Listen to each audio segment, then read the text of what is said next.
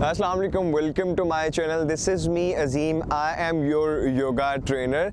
हमें बहुत सारे लोग जो है ना वो क्वेश्चन पूछते हैं कि हमें जो है वो विदाउट एनी रीज़न डिप्रेशन होता है, एनजाइटी होती है। तो मैं आपसे कहना चाहूँगा जिस तरह के हम इन्वायरमेंट में अवेलेबल है, मुझे खुद फील हुआ कि आपको रिलीफ इंस्टेंट नहीं मिलता। अगर आप लंबी वॉक पे निकल जाते हैं या आप कोई ऐसे इन्वायरमेंट में अवेलेबल है जहाँ एक खुली जगह है, तो आपको जो है एक अच्छा रिलीफ मिलता है डिप्रेशन में और स्ट्रेस में। तो मैं आपको सजेस्ट करना चाहूँगा, जैसे हम अवेलेबल हैं अभी सिंध में, जो कि कश्मीर से बिल्कुल तकरीबन 10 किलोमीटर जस्ट दूर है। तो अगर आपको कोई भी ऐसा मौका मिलता है जहाँ पे खुला इन्वायरमेंट है, खुली हवा है, तो आप ज़रूर आएँ। तो आपको जो है वो डिप्रेशन एंजाइटी में बिल्कुल रिलीफ मिलेगा।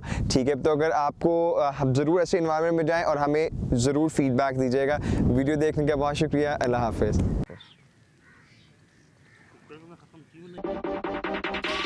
Listen.